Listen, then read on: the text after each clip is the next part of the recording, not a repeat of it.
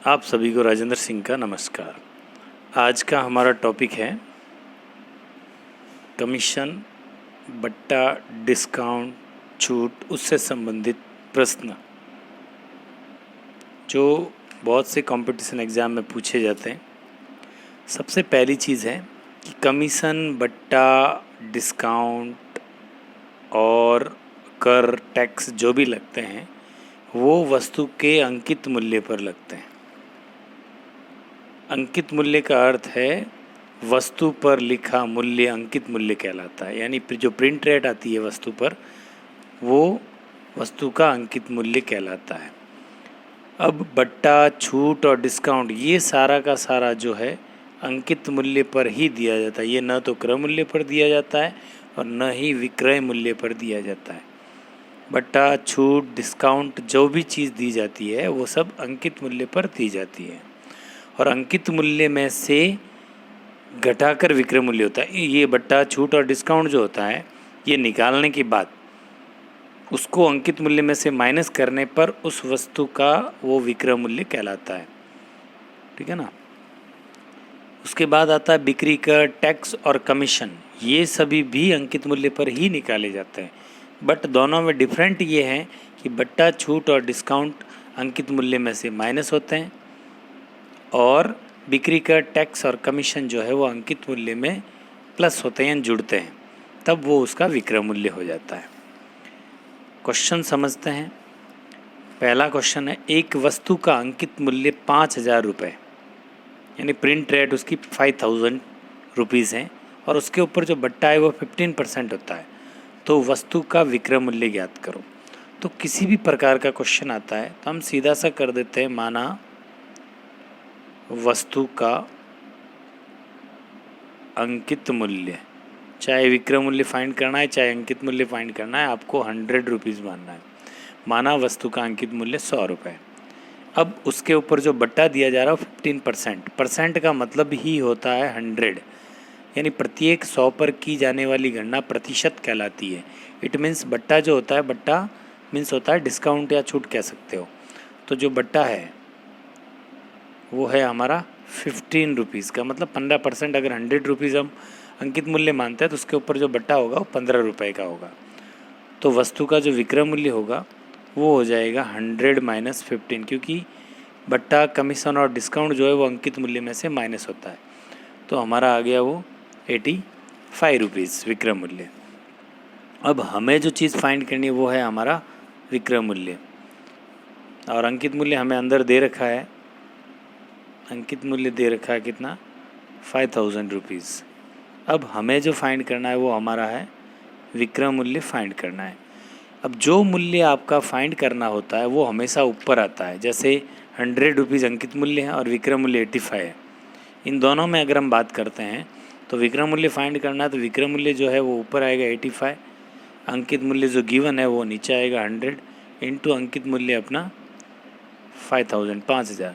2 zero से 2 zero गए तो आपका हो गया 85 इंटू 50। अगर हम मल्टीप्लाई करते हैं तो 5 5 जा 25, पीछे बचे 2, कैरी हो गए 2, 8 5 जा 40 और 2 42 और पीछे ये 0 आ गया। ये हमारा हो गया विक्रय मूल्य। यानी अंकित मूल्य 5,000 रुपये था।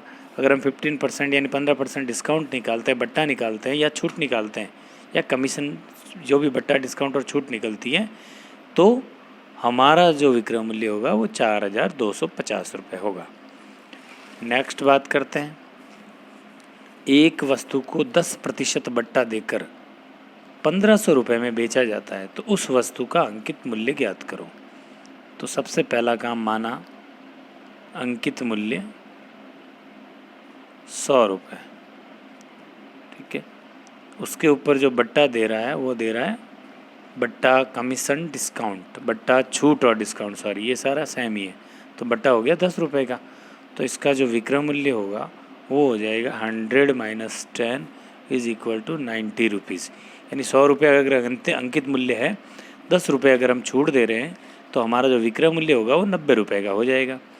अब हमें जो अंदर दे रखा है वो है 1,500 रुपये में बेचा, यानी बेचना, यानी हमारा होता है विक्रय मूल्य, वो है 1,500 रुपये, ठीक है। अब हम बात करते हैं अंकित मूल्य और विक्रय मूल्य की, तो हमें फाइंड करना है अंकित मूल्य। तो जो मूल्य फाइंड करना होता है वो वैल्यू हमेशा ऊपर आती है। तो अंकित मूल्य फाइंड करना था 100 ऊपर आ जाएगा, 90 नीचे आ जाएगा, इंटू 1500। ठीक है, एक जीरो से एक जीरो गया, 3 से ये कटेगा 3 टाइम और ये कटेगा 50 टाइम। ठीक है, फिर ये हो जाएगा 100 इंटू 50/3। तो आ गया अपना 5000/3 यानी 5000/3। अब 5000 में हम 3 का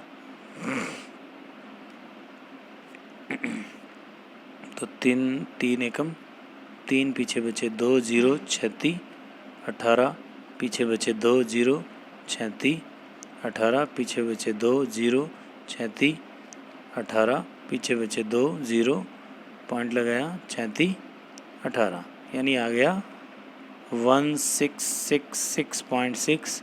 पीछे लिख देंगे लगभग, ये आपका उसका अंकित मूल्य हो जाएगा। अगला क्वेश्चन है, एक वस्तु का अंकित मूल्य अगर 25,000 रुपये तथा इस पर बिक्री कर जो है वो 15% होता है तो विक्रय मूल्य ज्ञात करो। तो माना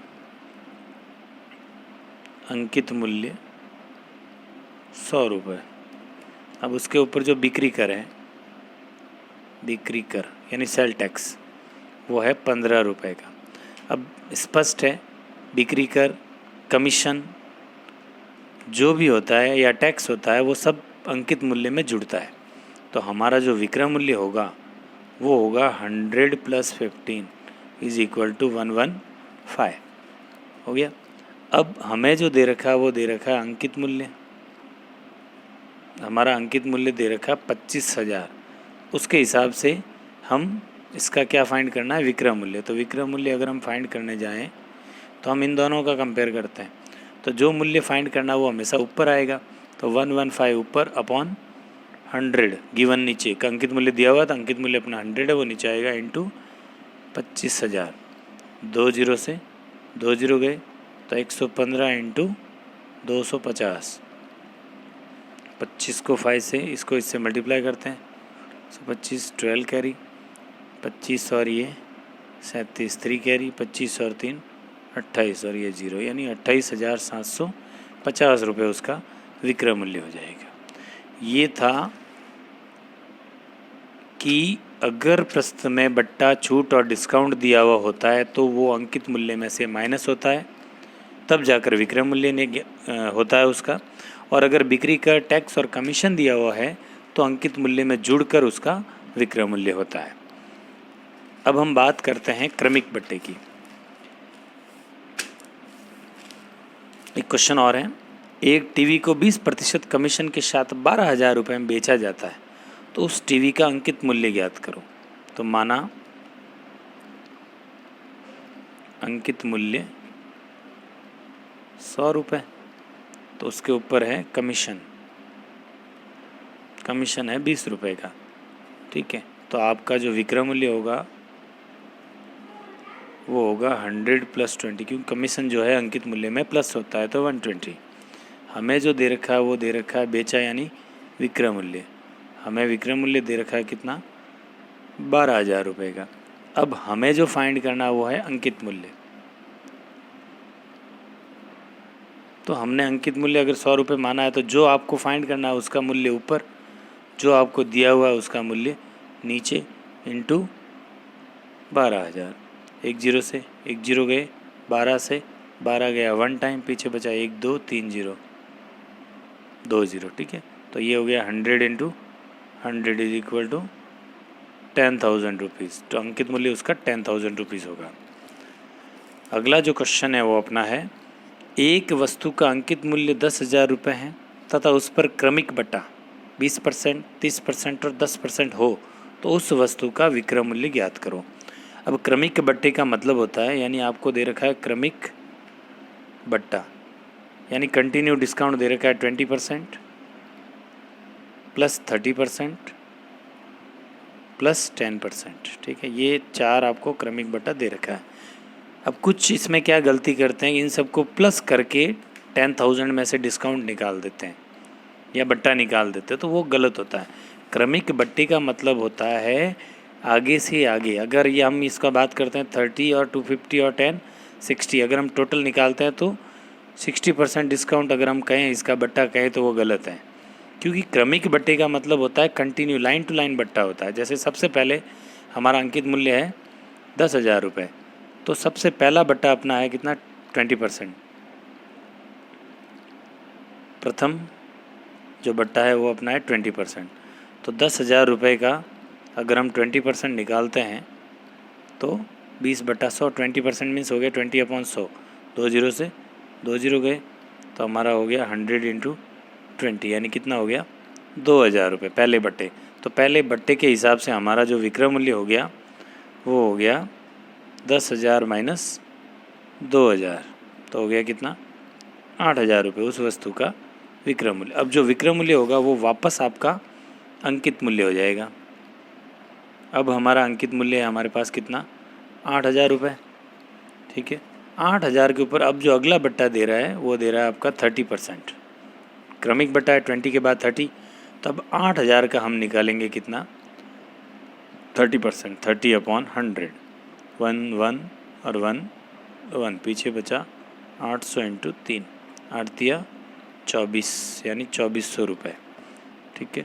तो अब हमारा जो विक्रय मूल्य होगा वो होगा 8,000 में से 2,400, 2,400 रुपये माइनस हो जाएगा,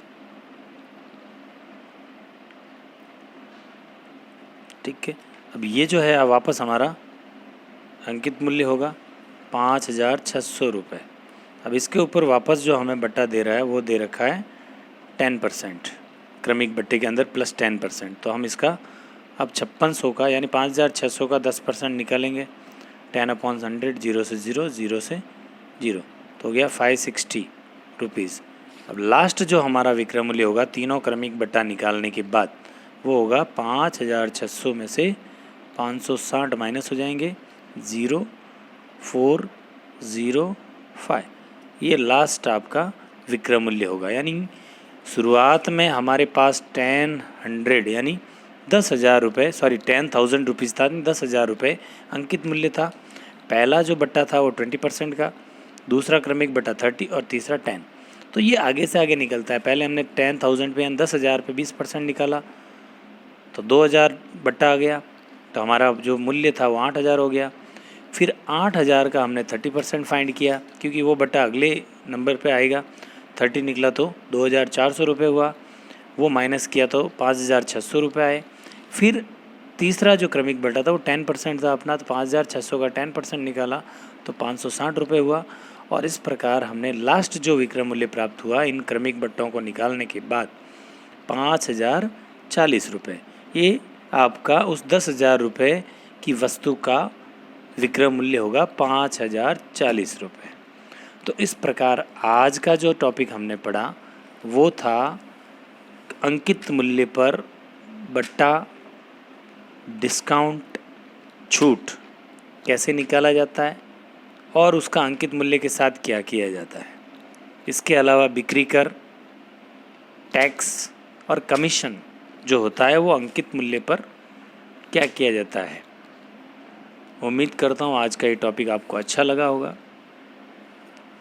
और अगर आपको अच्छा लगा तो लाइक करें, शेयर करें और सब्सक्राइब कराएं। इसी आशा व विश्वास के साथ जय हिंद, जय भारत।